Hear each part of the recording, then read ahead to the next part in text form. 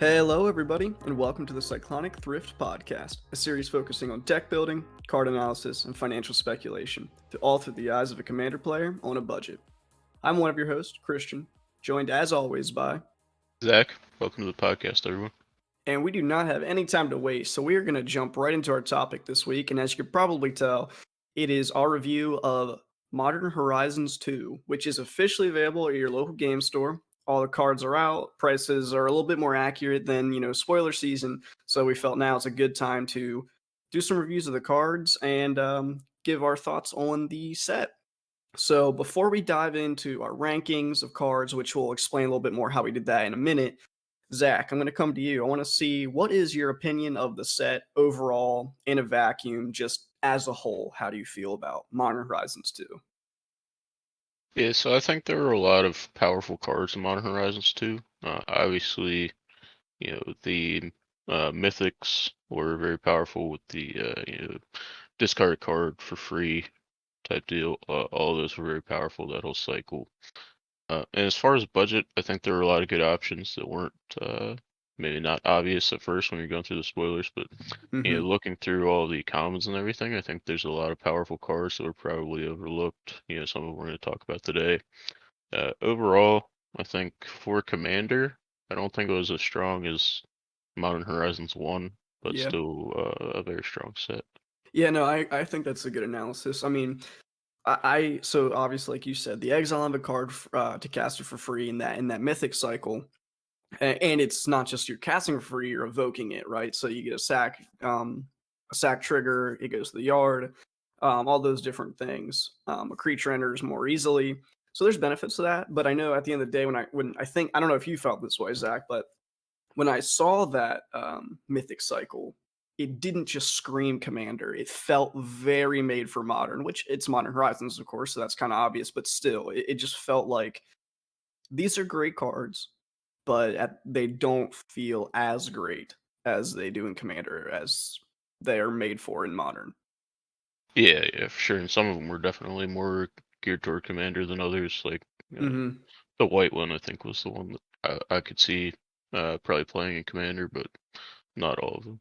Yeah, I agree. And my big thing for the set is just the set has no real theme in terms of Mhm. location or setting or anything like that, or the atmosphere or some historical area they're kind of recapturing in fantasy. It's all over the place, right? But in a way, it's cool to see suspend coming back and evoke, all these other mechanics from the past, kind of getting a rework, and they're being reused in new and interesting ways. They're kind of pushing the limits of these mechanics. And it's really cool to see all of them returning bigger and better, I guess. Yeah, I completely agree. I really like Suspend as a mechanic. I think it's really cool.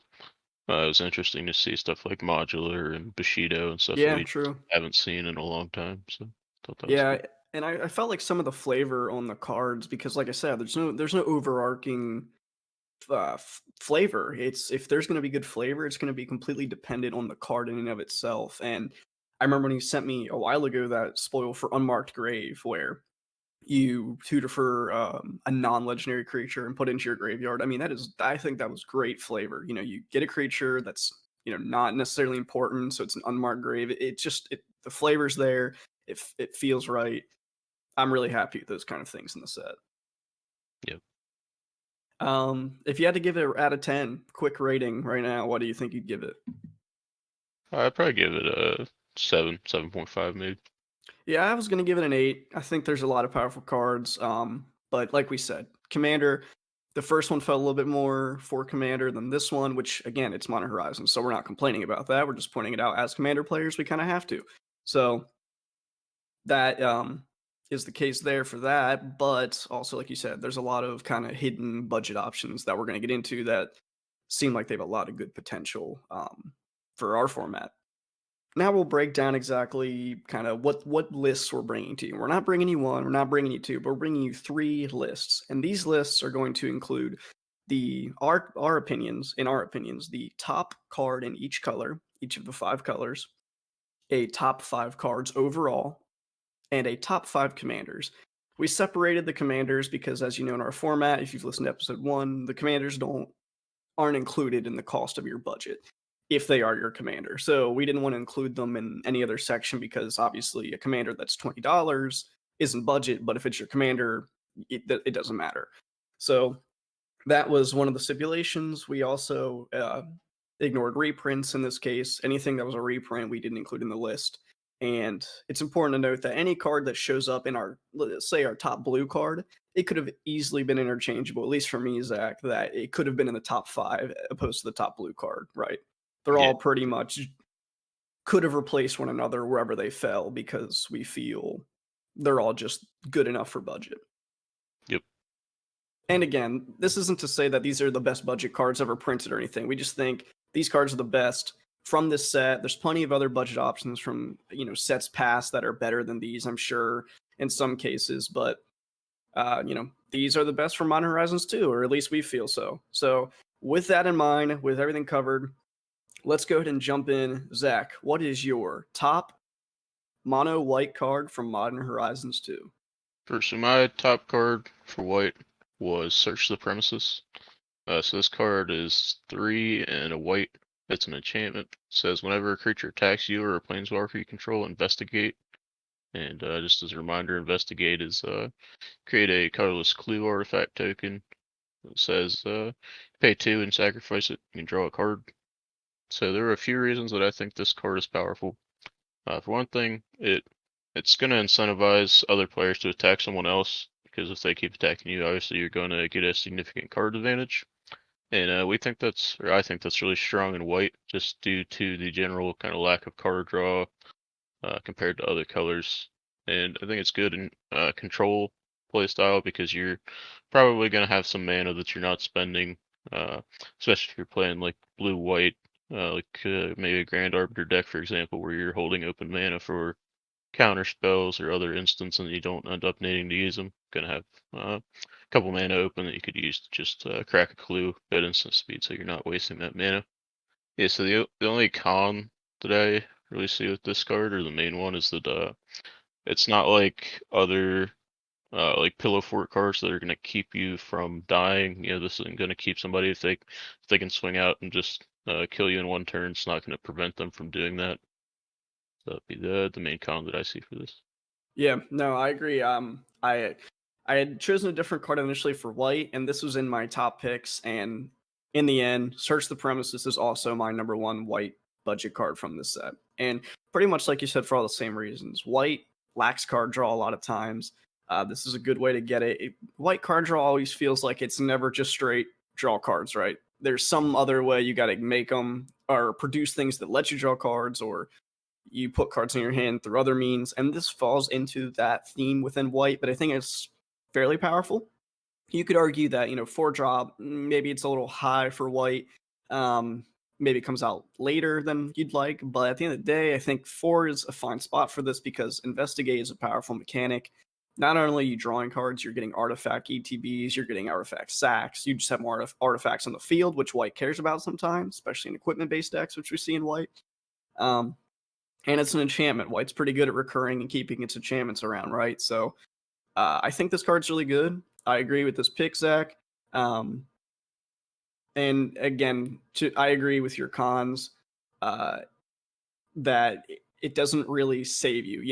Sure, you can get some clues, but if they want to hit you, they're still going to beat you in the face, right? And they don't have to pay anything to do it. So I think that is the primary con for this, other than, I guess, like I said, arguably CMC maybe is 1 more than it could have been. It would have felt a lot better at 3, but 4 still doesn't feel bad for an effect like this. Also, it is worth mentioning that Search the Premises is currently sitting at a near mint market price at 78 cents. So moving on, Zach, what is your number 1 blue card from Modern Horizons Commander for Modern Horizons 2 for Commander? Yeah, so the card that I ended up going with was Ethereum Spinner. So Ethereum Spinner is 2 and a blue. It's an artifact creature and has the subtypes Human Wizard. So it says whenever you cast a spell with mana value 4 or greater, create a 1/1 colorless Thopter artifact creature token with flying. And there are a few reasons I chose this card. So mainly it's because it synergizes really well with other cards, so especially Thopter Spy Network, which lets you draw cards when your Thopters deal combat damage. And it is a little bit brittle, but I think it's just better than some other cards like uh, Efficient Construction and Mirrored and Besieged are limited because you're only ever creating Thopters when you cast an artifact spell with those. This one doesn't care about the type of spell that you're casting as long as it's four or greater. So there's potential to create a lot of Thopters here. And obviously that's good in any deck that cares about Thopters or artifacts or anything like that. And if you're just running a spell slinger deck, then maybe you play some higher CMC things like frantic searches or unwinds or anything like that. That's going to hit all of these. So you're just kind of creating Thopters as a side effect of things that you would already want to do anyway. The cons that I think this has is being a 2/1. It's pretty brittle. Pretty much any removal in the game was going to be able to kill this. And it's a little bit niche just because you're never really going to care about this card unless you are, like we said, running a deck that cares about Thopters or artifacts, or maybe wizards, but uh, generally speaking, mainly Thopters. Yeah, I think Ethereum Spinner's a good card. This was in my top 3 or 4 blue options. I almost actually chose this one as well.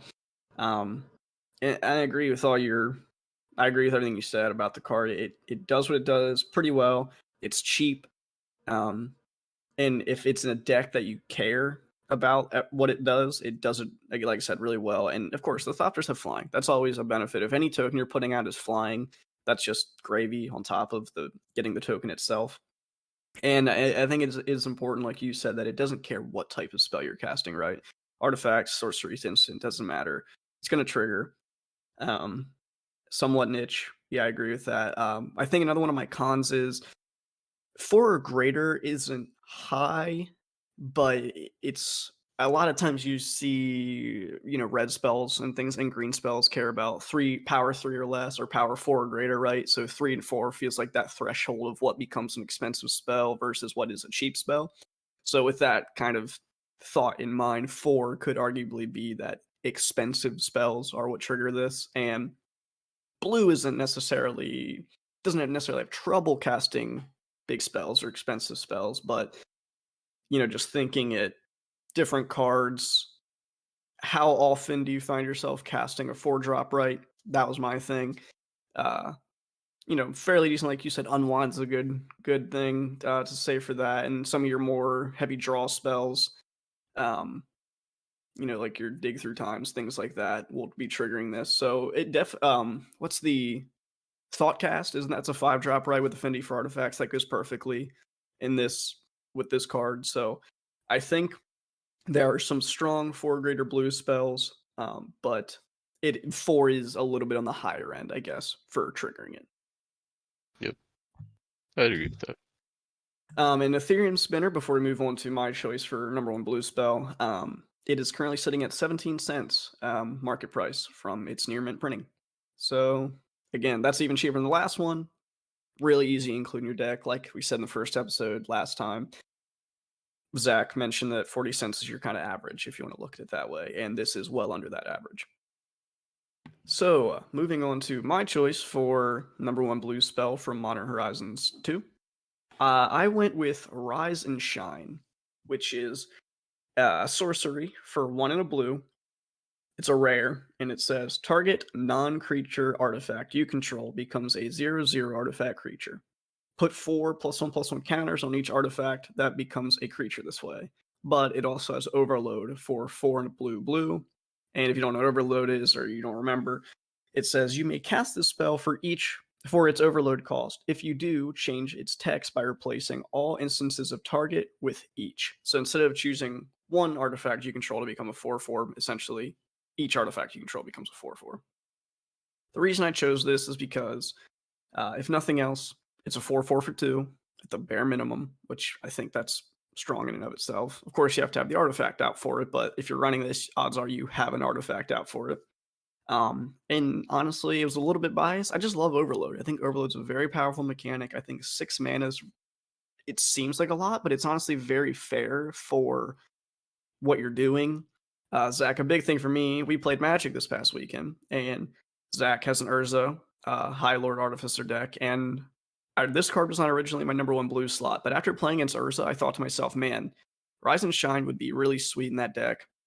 Zach has ample mana in something like Urza, and spending 6 doesn't feel bad when you turn your entire board and you weaponize your entire board, as it were. So just generally, I think this card's cool. I think Overload's powerful. Anything in the right deck, it feels like a Starfield of Nyx, where you can just close out a game because all of a sudden your 30 artifacts are now 4/4s. Yeah, I agree with that. I think that's strong. Definitely, uh, you know, would be an alternate win con, I think, in something like my Urza deck, like you said, where typically you're not going to win through combat damage, but this would definitely make that a possibility. Right, yeah, exactly. Because you're usually comboing off or doing something, more pretty much just comboing off or doing something that's just so Mm. disruptive that we get stuck or locked out. But I felt like 1 in the 99. This is a decent alternative win con, like you said. And this isn't just for Urza. Any artifact deck, red blue even artifact decks would make use of this card as just throw it in just in case you have a lot of artifacts and you can't get your combo or it's been exiled and you just win through hitting everybody in the face. Yep.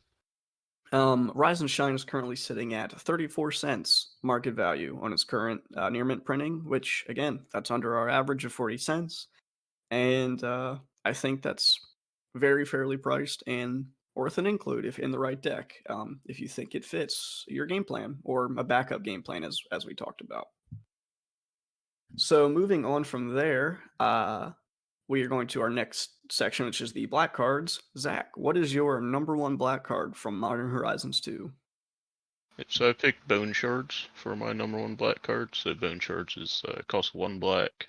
It's a sorcery, so this is an additional cost to cast this spell. Sacrifice a creature or discard a card, and destroy target creature or planeswalker.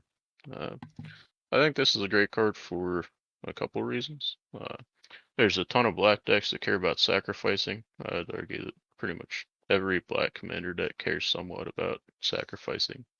Uh, so it's great to have a sack outlet, even if it's just for one creature, and it only costs 1 black, so that's good. I think this is an auto include in like my budget Corvold deck where I want to sacrifice things anyway, so I already run cards like Village Rites that are very similar to this. And I think you get a little bit more flexibility with this, since you can target creatures or planeswalkers, and there's no restrictions or anything on creature types or colors or anything that it hits. The main downside I would say is that it's a sorcery instead of an instant, so you have to play it at sorcery speed. But I still think it's a really strong card, especially for budget. And right now this is only 19 cents. Cool. Yeah, I think Bone Shards is a fantastic card. This comes up later in my list, which we'll get to. It's great. I think it's a phenomenal card. It's 1 black. It's like you said, it's better than your Village Rites. It's Altars Reap, but or not Altars Reap. There's Bone Splinters. It's just Bone Yeah, Splinters, but yeah, better. And like you said, sitting at 19 cents, I honestly, if you're playing in our format, I almost think you do not build a black deck without this card. That's how good I think it is. yeah, Because, like you said, it's flexible. It not only hits creatures, which is the big thing with versus bone splinters, it also hits planeswalkers. And even though we're in budget, you don't see them a lot. When they are out, we don't have a lot of ways to remove them because you're not going to bother bringing something that kills planeswalkers when you don't see a lot of them. So when they yep, do come out, they sit around. My Winota deck runs the Chandra that creates the elementals, and she sat on the board for a while without getting removed because what do? You can't get through, and no one was playing red, so they couldn't burn her, so she just sat there, no problem. And I think this is a great alternative for that. I also really like about this card is, like you said, flexible. Specifically, obviously, sacking is always good, like you said, every black deck. For me, playing Marin, I would absolutely. I'm going to take out Bone Splinter as soon as I get my hands on this card because the discard. There's so many times where I draw into my Avenger of Zendikar, and it's like, man, I really don't want to hard cast this. I'd much rather have it in my graveyard to recur with Marin, but it's gonna have to be hard cast before I can put it in the yard. Well, Bone Shards, I can just pitch it to the yard, and a turn comes around, Avengers of Zendikar's on the battlefield. for free, basically. I paid 1 for an Avenger. So, yeah, this card is super sweet. Again, like you said, sorcery speed is always going to be worse than instant speed, but at 1 black, you can't complain that much. It's a fantastic card. Yep. Moving on to my number 1 black card. I believe this is our most expensive card yet, but I still try to keep, obviously we're doing everything with budget in mind. My card is Persist for the number 1 black card in budget for Modern Horizons. Persist is 1 and a black for a sorcery and says return target non-legendary creature card from your graveyard to the battlefield with a -1/-1 counter on it. It literally is the persist mechanic on a card, basically. If you know what persist is, when something dies, it comes back with a -1/-1 counter. I think this card's really good because obviously Commander staples Animate Dead. People want to be running Animate Dead if they can. It's a great card. It's a very powerful card. This card is essentially an Animate Dead replacement, and it's cheaper than Animate Dead by at least $2, $1.50, maybe more in that range. And again, 2 mana, you can't beat it. You choose any card in your creature card in your graveyard to bring back as long as it's not legendary, and it's a 1/1 weaker. In those cases, if you're really that concerned about bringing a card back, you're probably concerned about its abilities more than its power toughness. If you're bringing back something you care about, its power toughness is probably a 7/7 anyway. A -1/-1 is not going to cause any problems. Oh boy, it's a 6/6 now, right? It's still just as powerful, essentially. So I think this card is just raw, strong recursion that is cheaper than Animate Dead and a little bit less finicky than Animate Dead, because Animate Dead is, a strange enchantment aura. If that gets removed, the creature dies. That's not a problem here. And I think a -1/-1 counter is a very small price to pay to recur something. I agree with this pick. I think it's good. I think, like you said, there's no kind of strings attached like you have with Animate Dead, with it removing after it leaves the battlefield or anything like that. Yeah, you can target pretty much any creature, obviously as long as it has more than 1 toughness. Mm-hmm. But yeah, I think this is a very strong pick. Yep. I also now that you mention it too, if there's something like a fleshbag marauder, right? You bring back, it's gonna come back and die, but most people, at least I know, and you do this too, I believe, is your fleshbag. You choose your fleshbag to be sacked by its own trigger, right? So Yeah, a lot of I times. I guess in that, I don't know how the stack would work if you could choose it for itself before it dies. I don't know, but either way, I mean, if it's something you want to die, like a diver or something like that, I think that has 1 toughness. You could always just use persist and have it, die instantly and just get the trigger again if you really needed to. Yeah, But I'm sure in most cases, persist, its namesake, it's something you want to persist and keep around, so you won't choose something with 1 toughness. But that is another kind of use case, right? A con to the card, mainly its price. Again, like we talked about our first episode, judging value to power, is this card worth its price? Price can definitely be a con for these cards. You haven't heard it a lot because all of them have been really cheap, but it certainly can be a con to the card. And in this case, that is the con. It's $2.73. That's pretty pricey in our format. As we said, 40 cents is your average. That's significantly higher. And we talked about in the first episode, around $2 to $3 is where I start to get very shaky on a card if it's actually worth including. This falls in that range, but like you said, Zach, it's kind of no strings attached. It's very good, and if nothing else, it's cheaper than Animate Dead. So at $2.73, its current market price on its near mint printing, you know, it's a big price and budget, but it's extremely powerful. I think you're almost always going to feel good casting it. I don't think you'll ever say, "Man, I wish I'd included something else." Depending on the deck, overall, I think it's a really good card. agreed. All right, so moving on, Zach, what is your number 1 red card from Modern Horizons 2? Yep. So for red, I chose the card Chef's Kiss. This is an instant. Costs 1 red red. Reads gain control of target spell that targets only a single permanent or player. Copy it, then reselect the targets at random for the spell and the copy. The new targets can't be you or a permanent you control. Uh, there's a few reasons I chose this card. I think red obviously has pretty limited options as far as like counter magic, and while this isn't necessarily uh, a counter spell, or could even be used as counter spell since it can only target permanents or players, or rather can only target spells that target permanents or players. Uh, it still can be used offensively or defensively, so I think it's good that it gives you some options. And there are significant cons to this card. Like I said, you can't target anything that's not targeting a permanent player, so you won't be able to target like a counter spell, since that would be targeting a spell on the deck or a spell on the stack rather. And it also can't target any spells that have multiple targets, so it won't be able to hit things like say overload Or your Curse other of the things like that. Swine, things like that. Right, right. Yeah. And the last con I'd say is the new targets are chosen at random. But even given all of those things, I don't think those are huge downsides to this card. I could definitely see playing this in like chaos style deck like Norn the Wary or something like that, where you're just kind of trying not to die and just kind of disrupt other people's games while not necessarily you this card's not going to win you the game, but it's got a lot of options, and I can see some kind of crazy things happening with this.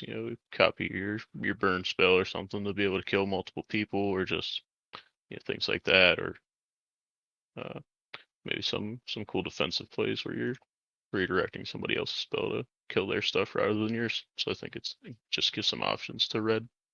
No, totally agree. I mean, I'm happy with my red choice, which we'll get to in a minute. But this, this didn't fly under my radar, but I saw it and didn't immediately fall in love with it. But after looking at it a couple more times, it's kind of actually really sweet because if I'm reading it properly, you gain control of the initial spell and then you copy that spell and you select targets for both of them at random. So in a way, you are casting two spells for 3 mana that are obviously good enough for you to try to stop happening.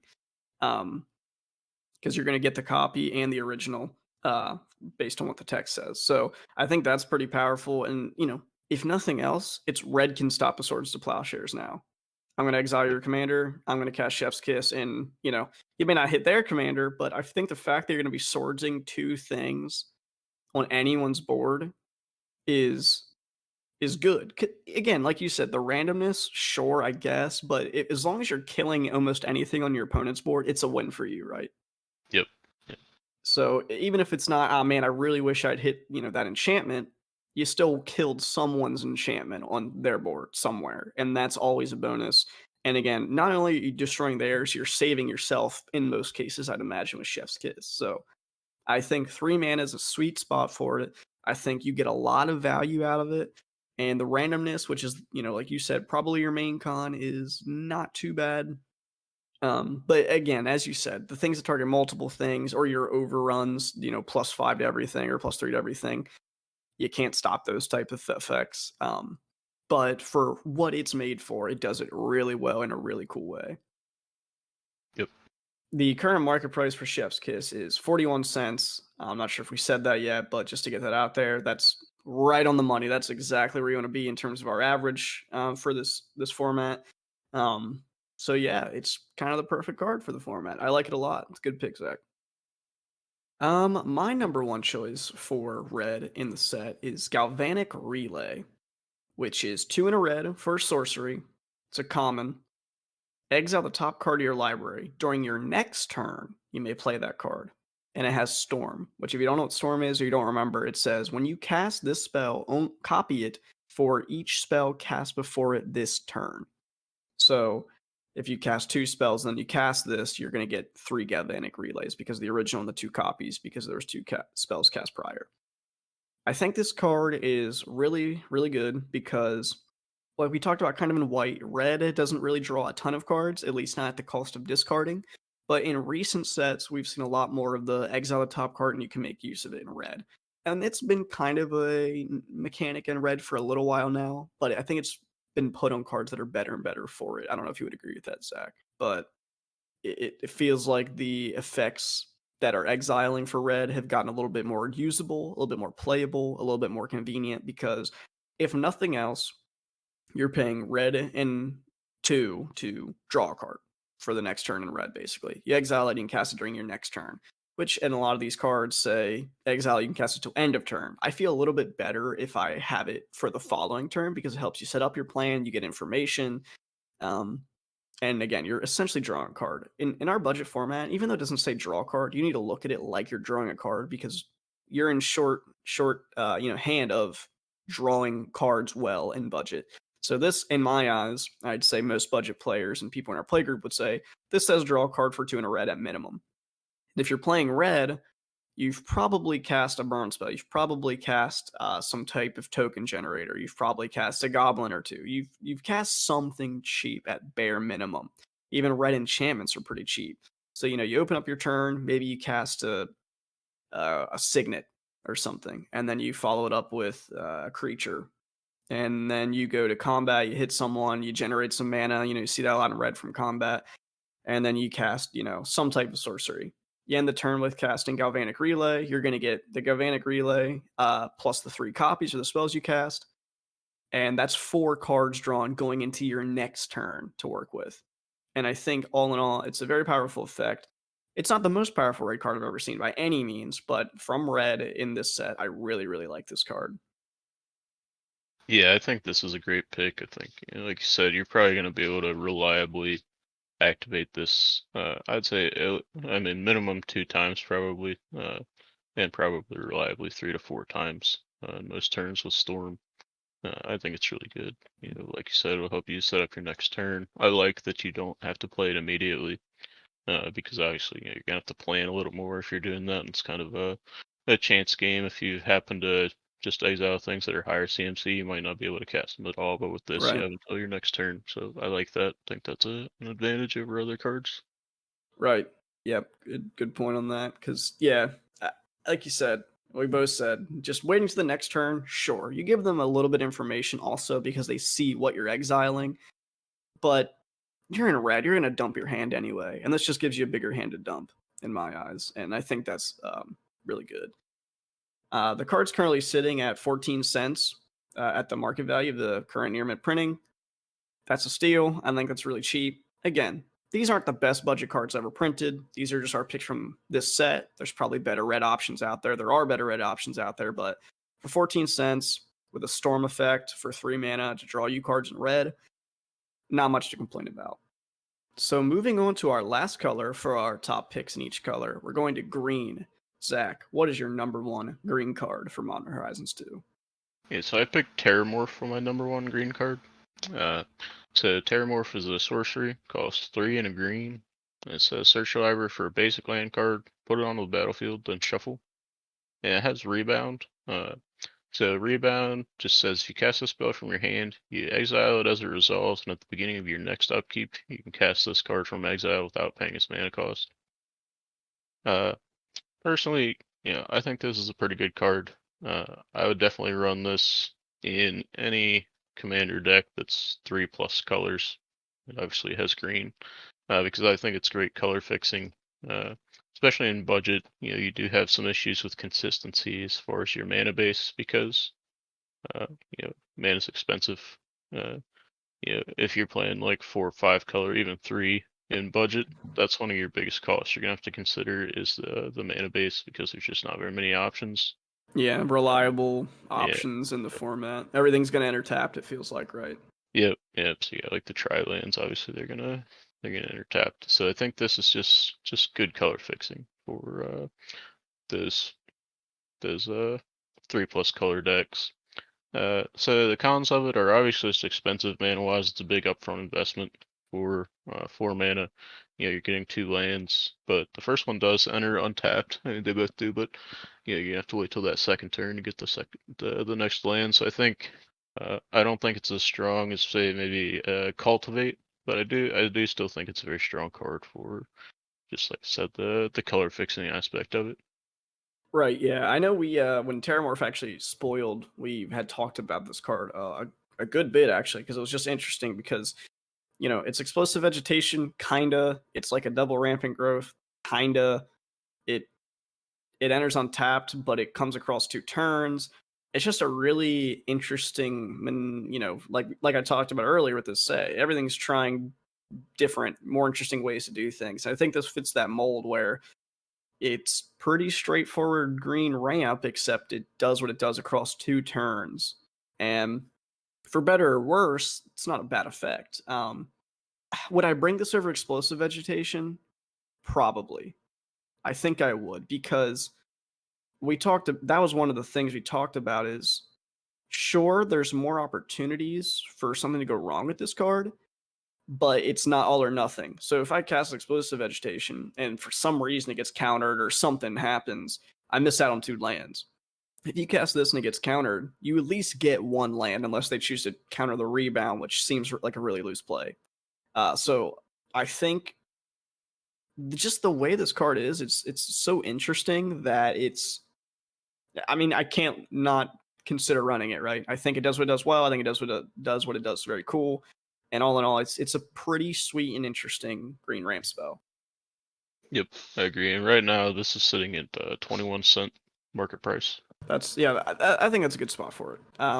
I don't think it's insane, but it's also not a 2 cent card by any means. So that's a good spot for it. I think that's reasonable, and it's a good pick for sure. My number one pick for green in Modern Horizons 2 is Glimmer Baron or Baron. I believe it's Baron. For 1 green, it's a 1/2 creature with the type Oath, and it has the ability sacrifice a token. Glimmer Baron gets +2/+2 until end of turn. So this card, I think, is honestly insanely powerful. I think if you're in a token deck, you have to run this. I don't think you have the option. I think you literally have to run Glimmer Baron because in most decks, I mean, it's a 1-drop sack outlet in green. Like that's sweet, especially in budget where your Ashnod's altars and your Phyrexian altars are probably not ever going to go in the deck, except for you could force in, as we say, whenever you take a card that's definitely not necessarily budget and you put in a deck just because you have to. We say forcing it into the deck. That's kind of the term we use. Almost every good sack outlet you have to force in. This guy is good, and you don't have to force him in because he's so cheap. And at 1 and a 2, he at 1 power, 2 toughness for 1 mana. I think that's totally reasonable. He is decent enough protection, right? Anything less than 3 feels not great, but for 1 mana at a 1, so you can't complain. He can eat a lot of tokens, can get huge. And again, the main thing for me, he's just a sack outlet for 1. Sure, he only hits tokens, but odds are if you're just going hard in the sack game, you're going to be sacking tokens, not your things that produce them or give you utility. It's going to be a token that gets eaten. Yeah, I completely agree. I think this is a very strong card. This kind of flew under my radar, if I'm being honest. The first time I went through all the green cards from Modern Horizons, I kind of slept on this. So I think, looking back, this is really strong. And this does come up later on in my list as well. So I think, like Christian said, 1-drop sack outlet. This is just, I think it's a great pick for green. I mean, there's not much to say beyond that. It just does what it does, and it's cheap for it. It's a sack outlet. I mean, you're constantly looking. I could even see this going in your core build deck, Zach, that you just built. Maybe not guaranteed because, like we said, these aren't the best budget cards ever made or anything. But I feel like in that deck, when you're sacking stuff, it's a rat token or it's a goblin token or something like that. And this just chews them up really easily for you. And if nothing else, you have 3 rats out. I come at you with a 6/6. You just eat them all and you kill my 6/6, right? With this beastly oath. And like you said, I believe you said, Zach, the market price anyway, it currently is at 11 cents. I think we're both happy with it. So with all that done, that is our top cards in each color. And we're going to jump into our top 5 cards overall. So these have no bearing on color, type. The only thing that's not included in this is legendary creatures because we have a section dedicated to that. So Zach, take us to number 5 overall of Modern Horizons 2. Yeah, so my number 5 was Draykeeper. So this is a creature. It's 3 black green. It's a elf druid. And it says when it enters the battlefield, you create 2/1/1 green squirrel creature tokens. And its second ability is pay 3 and a 1 black. And squirrels you control get +1/+0 and gain menace until end of turn. So there are a couple of reasons I like this card. Mainly, it's an infinite mana outlet. So I think, if you're playing a squirrel deck or like changeling deck, maybe anything like that, where you're gonna have a lot of potentially squirrel tokens, I think this is good because it's gonna let you just swing out and usually win. The menace on your tokens, really makes it easier for you to get through blockers, and anything that's an infinite mana outlet, in my opinion, is just good. Just lets you close out the game. The cons of this card are obviously with it mainly caring about squirrels.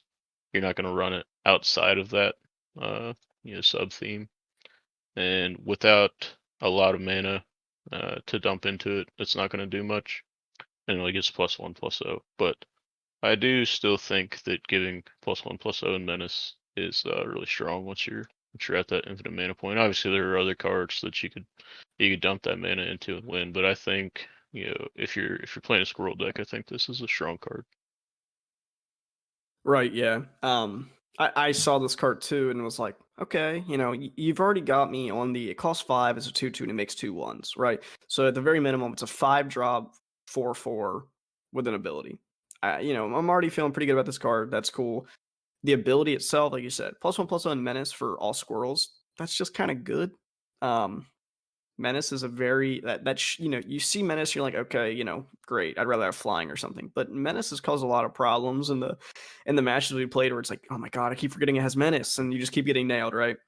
So I think Menace is a powerful mechanic or ability. +1/+0, like you said, it's not huge, but if you have the mana, +3/+0 is good, right? So I agree.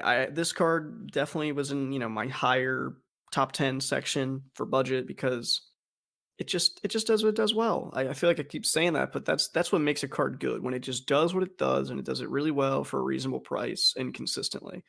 My cons of this deck, like you said, it only works on squirrels. Um, Unless you have a lot of mana dump into it, +1/+0 in and of itself is not great.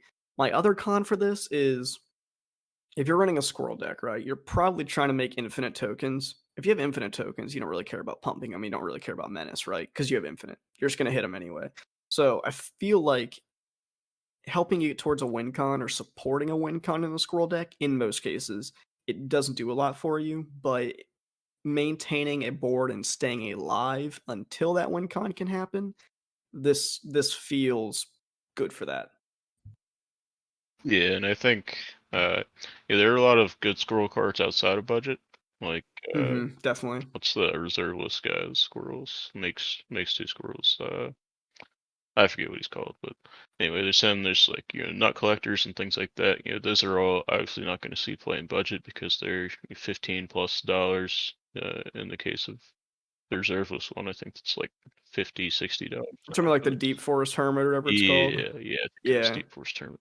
But yeah, obviously those just aren't going to see play in budget. So I think this is 16 cents market price, and it's a win con as well. So I think that's the reason why it ended up going in the top 5 for me. Yep, definitely. I agree. Good pick for sure. I like it. My number 5 choice is also a multicolored card. Diahada's Ploy for 1 blue black for an instant. Draw 2 cards, then discard a card. You gain life equal to the number of cards you've discarded this turn. And it has Jumpstart. If you don't know what Jumpstart does, it's a fairly new mechanic. It says you may cast this card from your graveyard by discarding a card in addition to paying its other cost. Then exile this card. I just like drawing cards in blue black. I love pilfered plans and other cards like that, and this kind of feels that way. I also like drawing at instant speed. That's one of the big reasons I chose this card. And honestly, I love Jumpstart. When that mechanic first came out, I was a little iffy on it, but in practice, any card that has Jumpstart, I automatically try to fit in the deck because they just feel good. Anything recurable for a reasonable price is just awesome. So this card, I mean, honestly, there's not much talk about it, like the squirrel, like Drake Keeper we just talked about, other than it kind of just draws cards for cheap in budget at instant speed, and you can do it again. And gaining a little bit of life doesn't hurt. Yeah, I like it. I think this is a good pick. I saw this. I think it's strong. The only thing that maybe it's not a downside, obviously, but like most of the time, I'd say in blue black, you don't care too much about the life gain. But maybe you do in like a Loro or something like that. But yeah, I think this is strong. I think it's good. Yeah, It's I agree three. with the life gain. Yeah, I agree with the life gain clause because I think you and I both, just in the decks you play, the type of players we are, and Commander as a format, you don't really care about gaining life that much. It's kind of just a little bit of gravy on this card, but at the end of the day, I kind of looked at that negligibly. Like, it's there, it's there. Doesn't hurt anything, doesn't really make it that much better. So my main thing was instant speed draw that you can recur Yeah. on its own, Yeah. right? And that's what I liked about it. And it comes in at 8 cents current market price for its printing, and that's really good, honestly. I mean, 8 cents for drawing cards is kind of sweet. So Yep. that's my number 5 pick. Moving on from that, Zach, what's your number 4 pick for the set overall? Yeah, so my number 4 is actually a card we've talked about already, Glimmer Baron. Like we said, I don't have anything to add really over our other analysis that we've already done, but I think it's a Right. great card, really strong. Yep. Yeah, I agree. Pretty much covered that. It's insane. We like it, and I think it's a good slide at number 4 overall in the set for budget. My number 4 was really my next two were kind of tough for me to decide, but I just said, you know what, I'm just gonna go with it. I went with Timeless Witness for number 4 overall. 2 green for 2 and a 1 creature human shaman. When Witness enters the battlefield, return target card from your graveyard to your hand, and it has Eternalize for 5 green. Eternalize says, exile this card from your graveyard. Create a token that's a copy of it, except it's a 4/4 black zombie human shaman with no mana cost. Eternalize isn't a sorcery. Um, I felt like I had to because Eternal Witness is such a commander staple that's not cheap. This is the same exact card except for 1 more mana, which in turn gives the option to recur it later as a bigger creature for 7 mana. 7 mana is kind of a lot, 4 mana to return something to your hand doesn't feel great, but I mean, it's an Eternal Witness that can be recurred for 1 more mana to cast initially. I couldn't uh, reasonably put this somewhere on the list, or not reasonably put this somewhere on the list, just for what it is. And in green, recursion is great. You want it, and it gets any card out like Eternal Witness does. It just hits the battlefield, puts something in your hand from your graveyard, any card all, and later, if you need to, in green, 7 mana is not, 7 mana is always a lot, but it's not awful in green. You can get something else out. So, and it's a 4/4 that time. So again, I'm not totally in love with this card. There's plenty other gray green cards. There's plenty other green cards I'd rather be playing from other sets, but I I just felt like it's basically Eternal Witness for 1 more mana with a recursion option. Let's throw it up there. Yep, I agree. I think it's, like you said, very similar to Eternal Witness, which is definitely a commander staple. And just at the end of the day, recursion's always good. Uh, you know, this is, I think, a good option for it in green, especially if you're only looking at green cards. I think this is, it's pretty strong. Yeah, and it's currently sitting at 88 cents market price. I think that could go down, maybe. Um, I feel like that's just a little bit high, but again, Eternal Witness is always set at a decent price, and it's pretty much that. So, maybe that's right where it should be. Either way, 88 cents is not bad for this effect. Moving on, Zach, what is your number 3 pick overall? So my number 3 pick overall was Academy Manufactor. This is a 3-drop artifact. And it's an artifact creature with the subtype Assembly Worker. And it says, if you would create a clue, food, or treasure token, instead create one of each. And I'm going to preface this by just giving the market price, which is $2.82. So obviously expensive for this format, Right. but I think there's a significant upside to it. Uh, Obviously, it's playable in any colors, being a colorless artifact, and food in Commander is just maybe this is just my opinion, but food is just kind of bad. I think it just doesn't do much. You don't, like we said, I don't think you care too much about the life gain, especially paying for life gain. It's just something you're not usually going to do unless you only really care Mm-hmm. about life gain. And I think this card really makes it better because I think clues and treasures are both very strong. Like we said, there's a lot of reasons that you maybe want to use those. You get extra mana, obviously, and card draw is always good. But even on top of that, you get your artifact ETBs and sacrifice triggers. A lot of decks are going to care about that. And I think this just any deck where you're going to be making any of these, this just makes it better. So I think this is a really strong card. Kind of reminds me of like a trading post in a way, except without the downside of having to pick uh, one of the options. This kind of gives you all three things every time. The main con I see here is that if you're not generating tokens, this just doesn't do anything. It's just a 1/3 creature.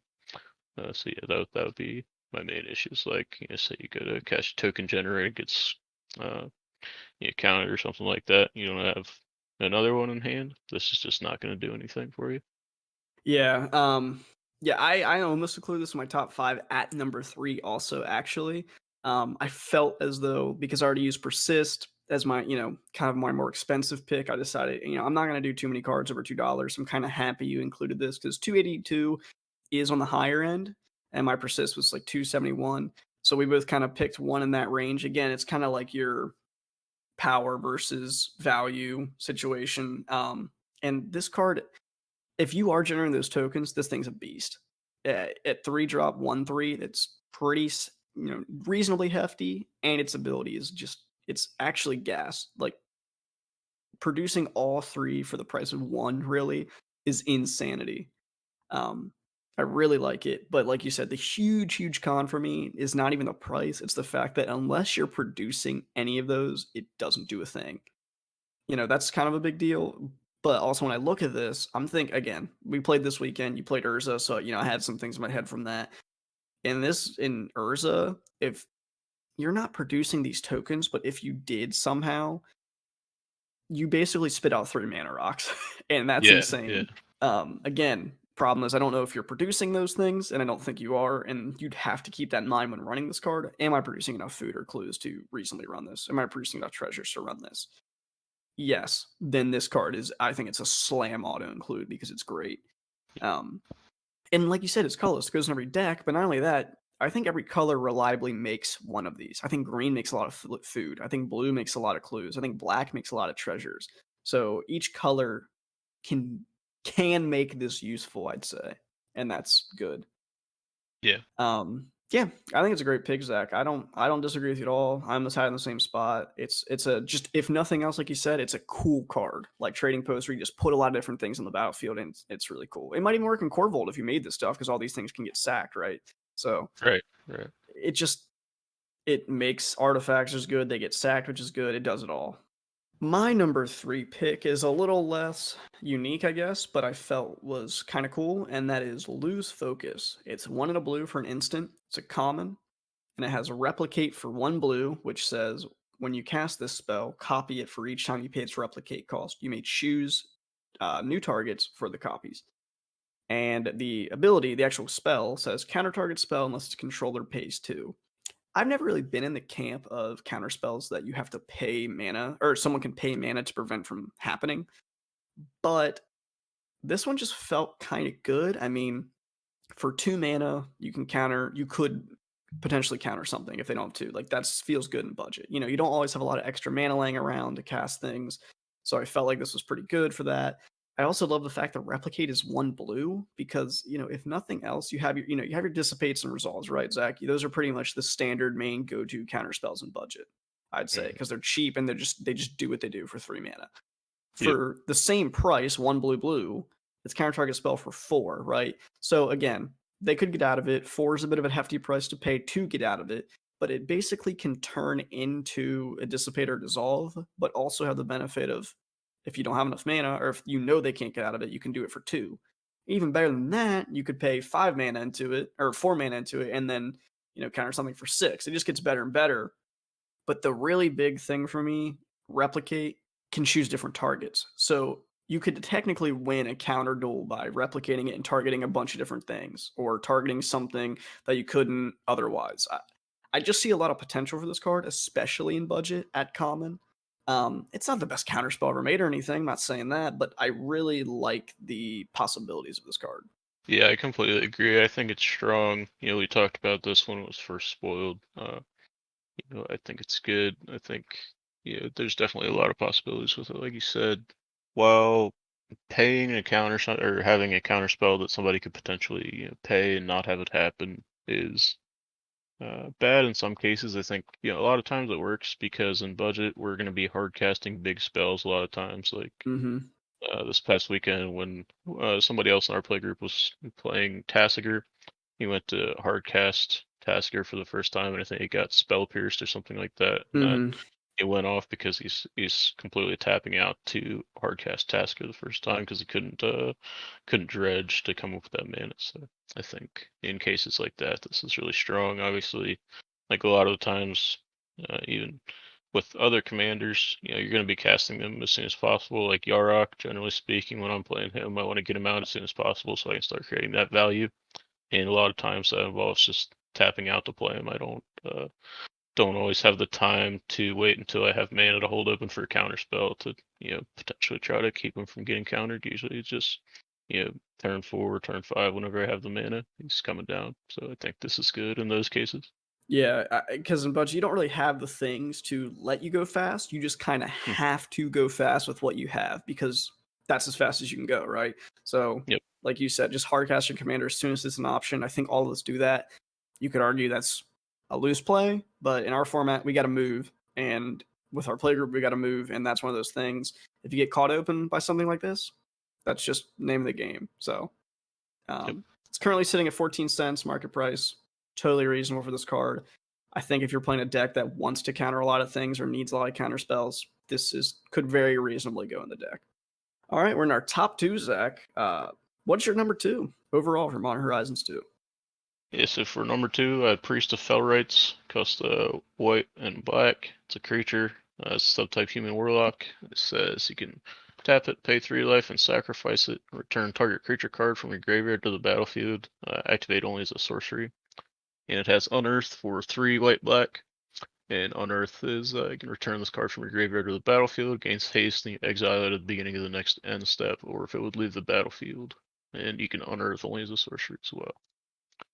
So my pros for this card are it only costs a white and a black, and if you can get it to stick around till the next turn, uh, you know, you're returning any creature you want straight to the battlefield. I think that's a powerful effect. I don't think you really care about paying 3 life, Mm-mm. and you get a sacrifice trigger out of it, which, like we've talked about a few times already, is a good thing. Yep. Unearth gives you the option to use it again, and the second time that you use it, you don't have to worry so much about removal because it has haste. So, no summoning sickness, so you could use that right away. Uh, so yeah, I just, recursion straight to the battlefield is just strong. I think it's good. Mm-hmm.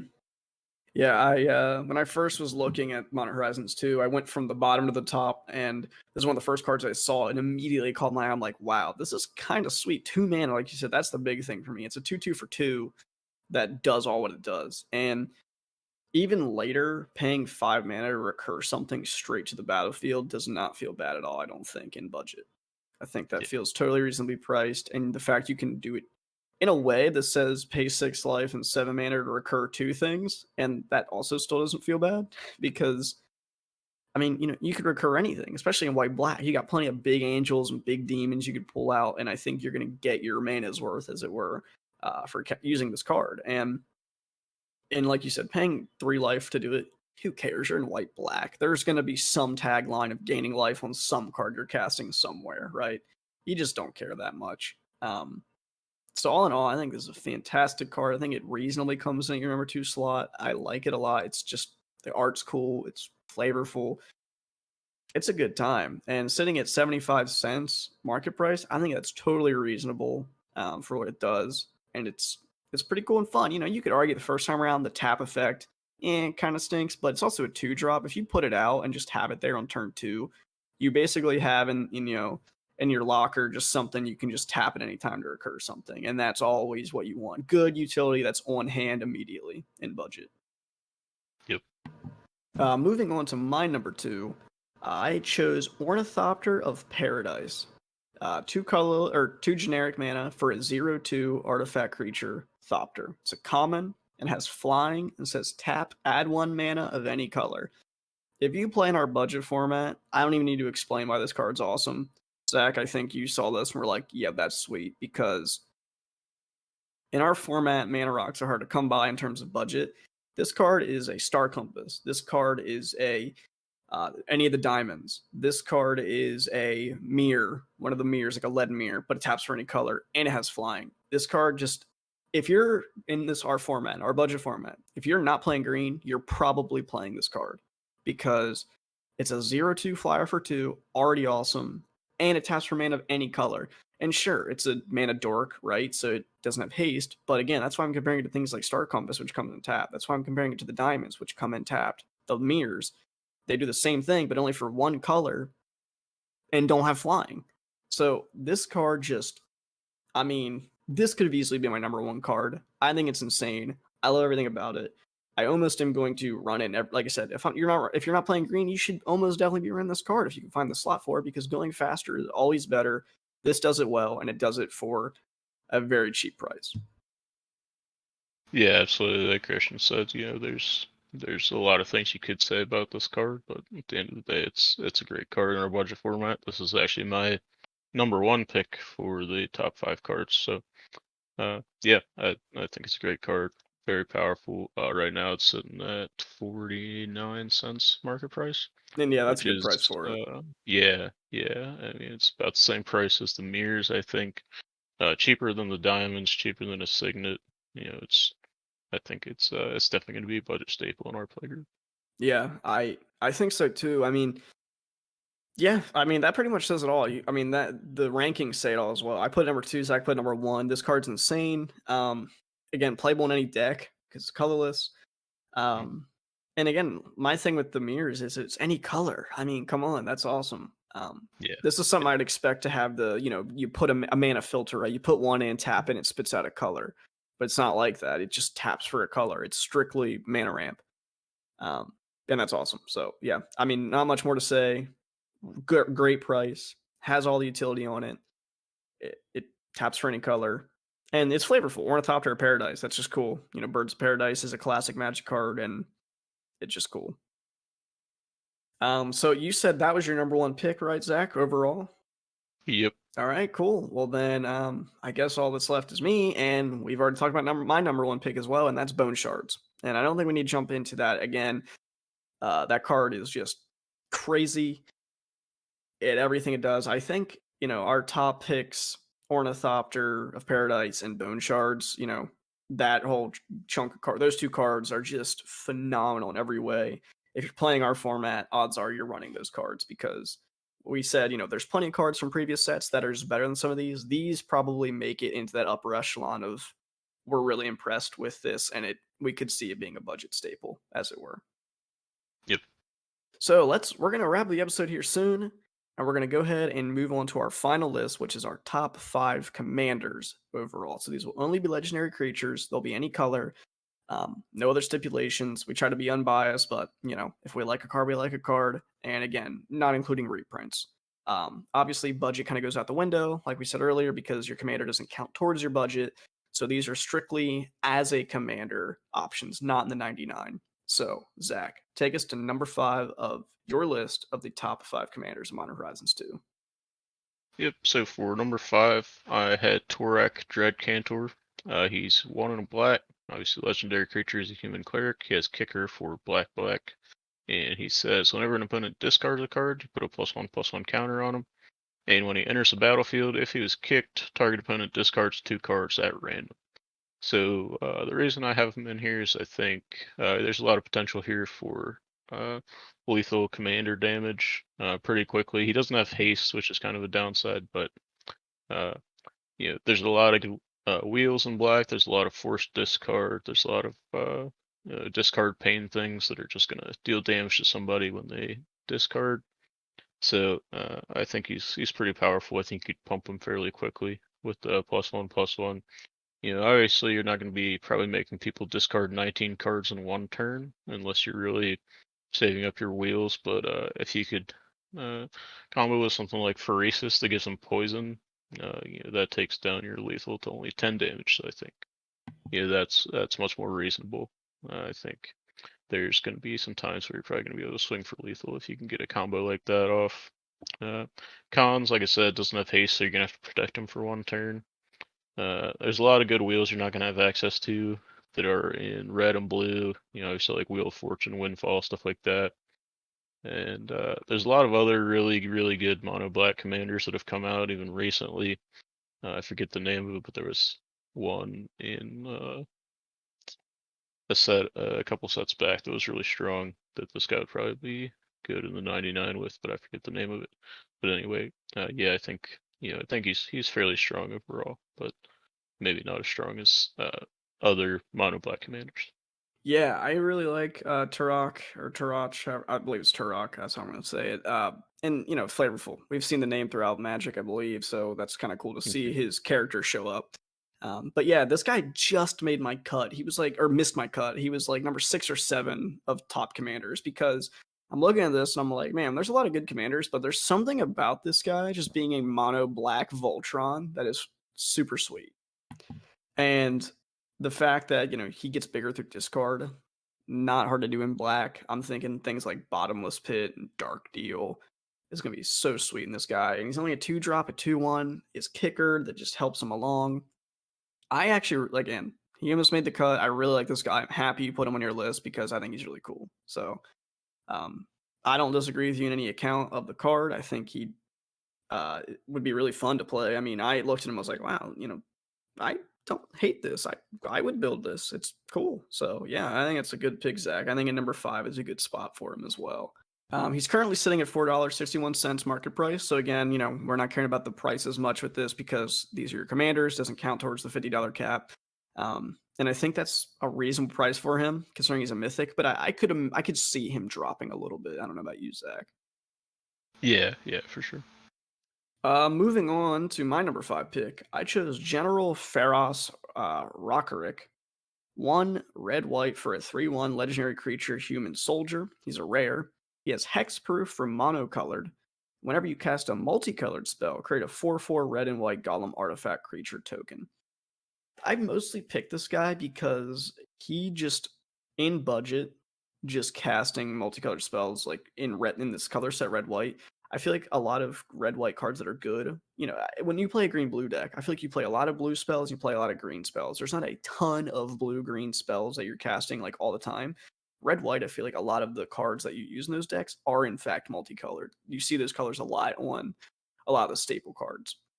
And I think because of that, just casting your red white soldiers and your red white angels and your red white burn spells, just making a 4/4 for free every time you do it. That's an artifact also.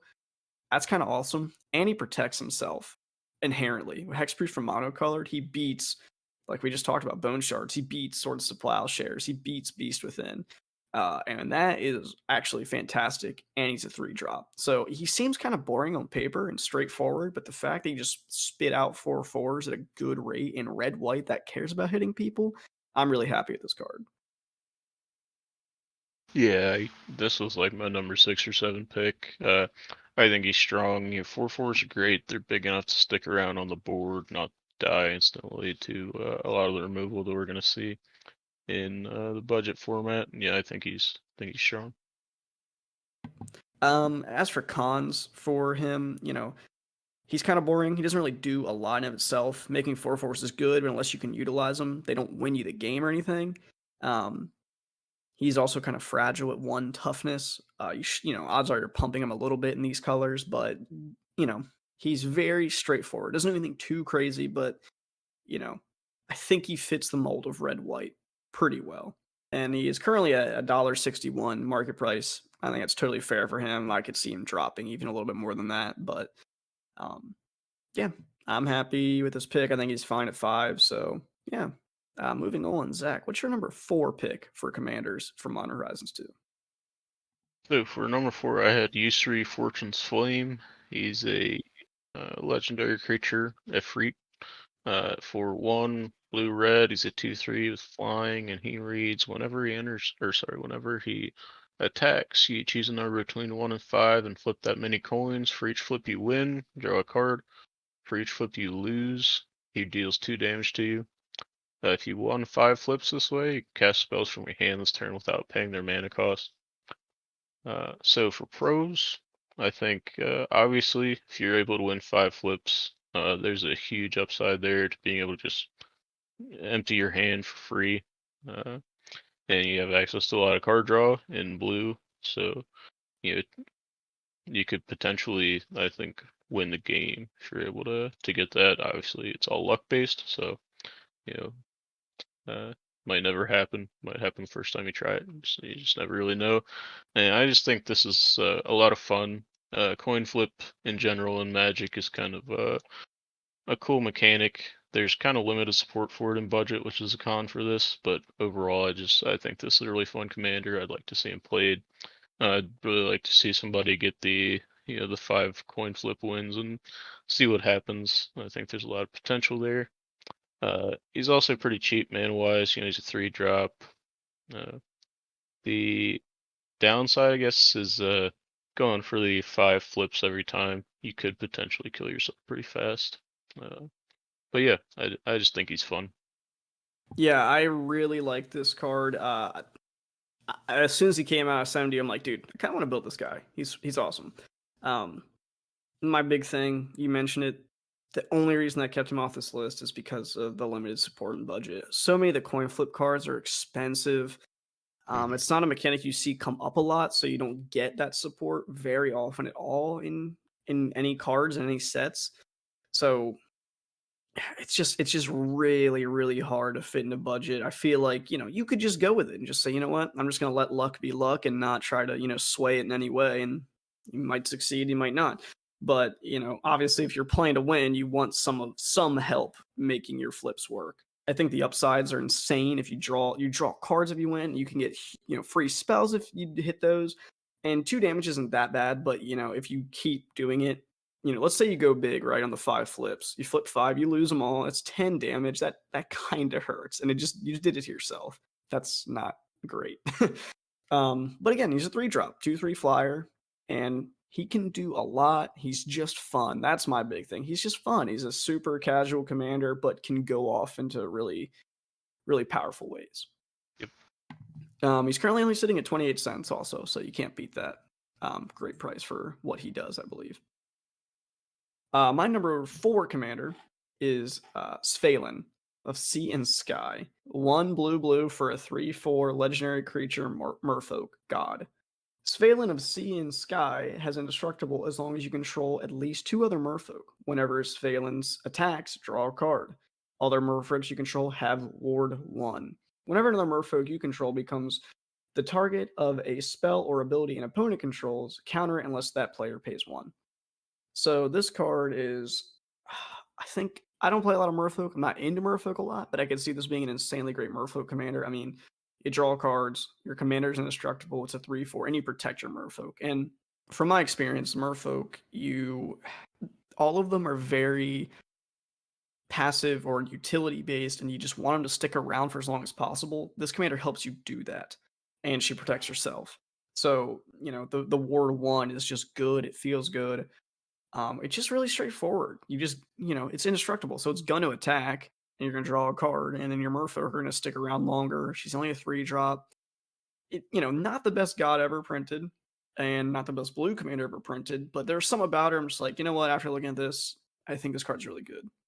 Yeah, I agree. I think obviously in this set there was limited options for commanders. I think this is probably the best blue commander in the set. Uh, given your indestructible is really good for one thing. Just say that. It's going to stick around for a while. It's very hard to get rid of unless you can exile it or force somebody to sacrifice it. Limited removal options, and like Christian said, it's going to help your other merfolks out, and that they're going to be a little bit harder to remove with that word 1 on them. So yeah, I think it's a strong pick for merfolk tribal deck. It's currently sitting at $12.10. I would mostly say because that's people like Merfolk. It's a mythic and it's a god. Those types of things factor into price. I don't know if it's at the $12, like it should be at the $12 price. I could see 10, maybe $9, but as of now, it's currently $12.10, which isn't awful for the effects you get. Moving on, Zach, what is your number 3 overall commander from Modern Horizons 2? So for number 3, I have Ragavan Nimble Pilferer. He is 1 red for a 2/1 legendary creature monkey pirate. And he reads whenever Ragavan deals combat damage to a player, create a treasure token and exile the top card of that player's library. Until end of turn, you may cast that card. He also has dash for 1 and a red, and what dash does is You can pay the spell for its dash cost. If you do, it gains haste, and it's returned from the battlefield to its owner's hand at the beginning of the next end step. So I think this is a really cool card. Uh, Really kind of reminds me of like a Northern the Wary style commander where you're just going to be trying to bounce it to your hand and cast it a bunch of times in the game. I can see this probably being cast just about every turn. Uh, it gets around commander attacks with the dash. I can just bounce it and cast it from your hand. Treasure tokens are very strong. They have strong supporting cards, like Revel and Riches, stuff like that. Uh, and just being able to exile people's cards is going to be disruptive, you know, depending on what you hit. Like we had a game like Christian mentioned we played this past weekend where it wasn't even exile, it was just mill. People were getting milled by an Altar of the Brood, and people will lose their combo pieces. You have to be able to recur this stuff, so it's just makes it a little bit harder to play to your game plan if you start losing pieces like that. Uh, so for cons for this card, if you're playing this as your commander, you're only going to be in red. So, being able to exile stuff, you're going to be limited in what you're able to cast, only having red. But that's the only real downside I see to this card. Uh, it does cost $76.32 market price right now. It's one of the more expensive cards in the set. I do think that'll most likely drop over time, but it is a highly playable card in Commander, I would say. Yeah, I think everything you said is right. And Ragavan is actually also my number 3 slot. So that's good. Cool. He came in the exact same slot for both of us for pretty much all the same reasons you said. I mean, he kind of feels like a little bit more balanced Itali. He's also 1 mana. Mhm. So it's like I don't want to say nerfed, but it's a scaled version of Itali. $76.32 is definitely kind of a con, even though it's not cutting into your budget. It's definitely one of the Yeah, money cards of this set. So if you pull one, congrats. Maybe build it. But yeah, the dash. Anytime you get around commander attacks is awesome. Getting free cards, or not free cards, but like you said, getting access to cards, especially from your opponent's decks, is always fun. The treasures just make them easier to cast. Um, yeah, I just like this card. It feels very red. It feels like strong red. Everything about it's cool. And it's 1 drop. The one other con I would throw in there is I could see this card getting extremely powerful with multiple combats, which is something that you can do a little bit of in budget, but not always reliably or the best way you could in a normal scenario. And so because of that, again, I think this card would highly benefit from additional combats, but it may not get as many as it would like in a budget scenario. yeah, it is going to be hard to run your Helm of the Hosts and things like that in budget. Yeah, Uh, and not only that, if there are a like couple. yeah, I mean, Helm of the Host definitely having a copy for sure, and then just general, additional combat stuff as well, like your whatever it's called, the Savage Beating, I think. Con- yeah, Combat Celebrant. Yeah, that's another one. Yeah, things like that just make this card insane, and those things are not always budget. But even without that, I still love the card. It's still fun. So, Ragavan is definitely my number 3. Obviously, your number 3. I think it's a good spot for it. So, since that's me and you, moving on. What's your number 2 slot for best overall commander? So for number 2, I have Chatterfang Squirrel General. He's 2 and a green for a 3/3 legendary creature Squirrel Warrior. He has Forest Walk, so it can't be blocked as long as the defending player controls the forest. And if one or more tokens would be created under your control, those tokens plus that many 1/1 green squirrel creature tokens are created instead. And his second ability is pay 1 black and sacrifice X squirrels. Target creature gets plus X minus X until end of turn. There's a lot of reasons to like this guy, I think. Creating extra tokens is just always good, especially in a deck where you're already wanting to create tokens. He's a sack outlet for squirrels, which is good, especially on a commander, since you're going to have access to him all the time, pretty much. You can pump him at instant speed, and he's going to create squirrels regardless of the token type that you're creating, as long as yeah, it's not even creature, so any token type. Uh, Oh, so you're yeah, right. I didn't even notice that. so yeah, I think like I said, just creating more tokens is just always going to be good. Uh, The issue, I guess, with him is he is going to be reliant on other token generators to do anything, since he does not inherently create any tokens himself Mm-hmm. unless you're already creating tokens. But yeah, I think he's strong. Plays into the green black strategy pretty well because you're already, green obviously is going to care about creating tokens, and green black especially cares about creating tokens with stuff like Zani and other things like that. Mm-hmm. So I True. think he's going to be strong. Yeah, this is actually my number one commander from the set. So obviously 2-1 between the both of us. This card is insane. $15.40. I don't think is bad whatsoever for this card. It's half of a doubling season effect for 3 mana. I mean, because you're basically doubling tokens, right? If one or more Hmm. tokens be created under your control, that many plus, or those tokens plus that many. So you're essentially doubling. If you make 3, you're gonna make 3 squirrels. Um, Yep. and that's insanely powerful. Any type of doubling season esque effect is kind of busted. And a big thing is he has a pump, but it's also removal because it gives neg X, so you can actually kill things with that if you wanted to. Which that's also insane. I actually thought it said plus X, and then you said the minus. I'm like, wow, that kills stuff. Also, that's really sweet, and it's 1 black to do it plus whatever squirrels you sacrifice. So he's a reliable sack outlet that can remove things or pump, and he's half of a doubling season for 3 mana at 3/3 with Force Walk. I mean, I don't know if you can ask for anything for anything else, Zach. This card's Yeah, insane. yeah, he's good. Having all the stuff on a commander is Yeah, really, really strong. exactly. If your commander has everything you want, that's even better because you always have it, basically. So, I mean, yeah. And he's 2 colors. He's blue, he's green, black. He gives you access to 2 colors, even though he's a mono green creature. So that is yeah, this card's awesome. Obviously, like I said, came in my number one. So yeah. And I think, Zach, with that, we can move on to your number two. I think your number two, or my number two, is your number one. So if you want to jump into that, go right ahead. Yep. So for the number one slot, I have Lannis Cryptozoologist. She's a green and blue for a 1/2 legendary creature, Snake Elf Scout. And she reads, whenever another non-token creature enters the battlefield under your control, investigate. And investigate is creating clue tokens. Uh, so you can tap her and sacrifice X clues, uh, and target opponent reveals the top X cards of their library. May put a non-land permanent card with mana value X or less from among them onto the battlefield under your control. That player puts the rest on the bottom of their library in a random order. So for pros, investigate is generally strong even if Lannis is removed or something. You still have those tokens, they're still usable, still gonna generate some value for you.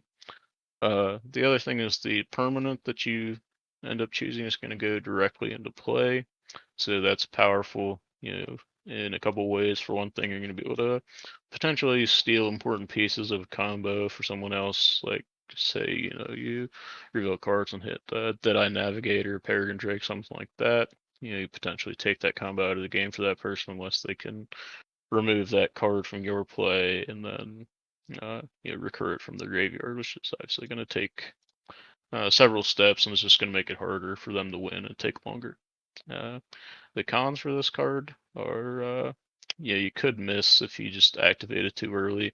Say, you only have 4 clues or something, you decide to go for it, sacrifice the 4 clues, and look at the top 4 cards, and there's just non-land permanents, or they all cost more than 4 mana. You're just kind of out of luck then because you sacrificed your clues for no reason. So it will, I think, require a little bit of planning, thinking ahead as far as who you're going to choose, who's most likely to have those non-land permanents that are going to cost X or less. But yeah, I think it's a really cool commander, and I'd be excited to see it played. Yeah, I was in love with this card immediately when it was revealed. It's just, the cryptozoology is a cool thing, and it's green and blue. That's like my favorite color combination.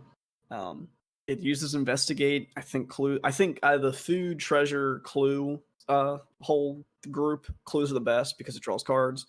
Um, and the fact that one of my favorite things about this commander and other commanders like it or that have this kind of clause is you don't have to do any extra work. You just play your deck. and you get the benefit of it. Whenever another non-token creature enters, investigate. And I mean, again, it's no extra work on you. You just play cards and you investigate, which fuels this commander to steal things.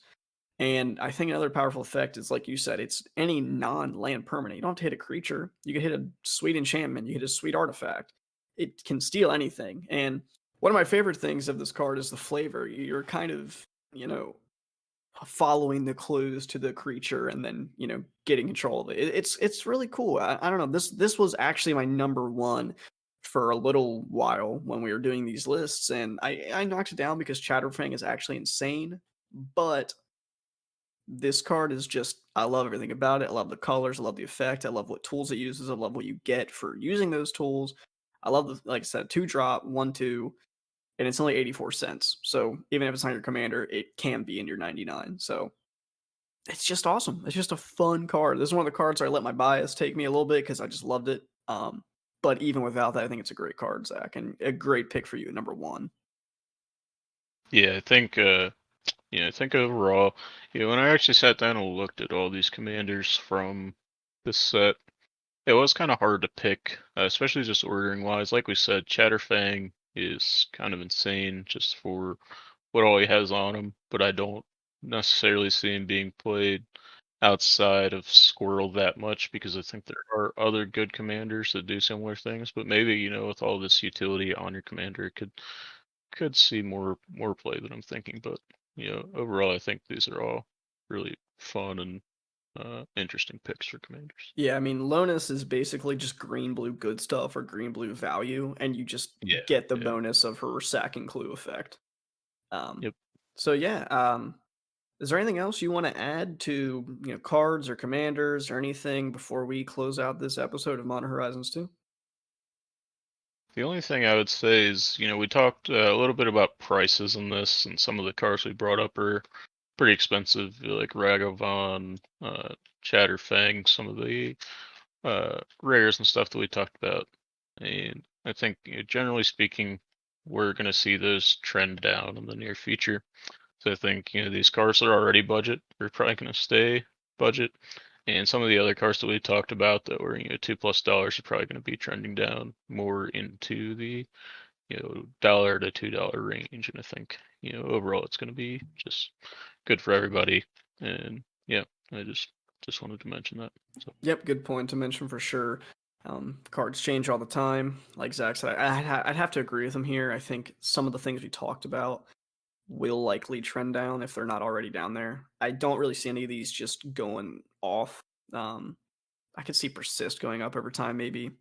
Yeah. It's just because people don't always want to pay for Animate Dead, or they can't get their hands on Animate Dead. That basically plays the same role, which would in turn make it go up. So, anything can happen. But as of right now, the day of this recording, we gave you all those prices. That'll obviously change day to day, but generally, all these cards fit in budget, reasonably so. And I think I'm happy with my list, Zach. Are you happy with yours? Yeah. I think we had some good picks overall. Yep. All right. Well, everyone, thanks for joining in. This was our longer episode because we had a lot to cover. It's a big set. It was a good set, a lot of fun stuff, and we just want you to hear what we have to say about these cards because we want to help you improve your decks, improve your gameplay, and find new cards that you think are cool that you might have overlooked when looking at the mythics and the rares. So beyond that, thank you for listening. If you're not already subscribed to our YouTube channel, please do so. If you enjoyed the content, give the video a like. In the description below, you also find links to our Twitter and our Discord link to join and help us grow our community with a new podcast. We want to do this to make cool content for all of you, and it's just something we enjoy doing. So any support helps in any of those ways. And again, thanks for listening. Anything you want to add before we close it out, Zach? Nope. Just thanks for listening. All right, everybody. Thanks so much. We'll see you next time.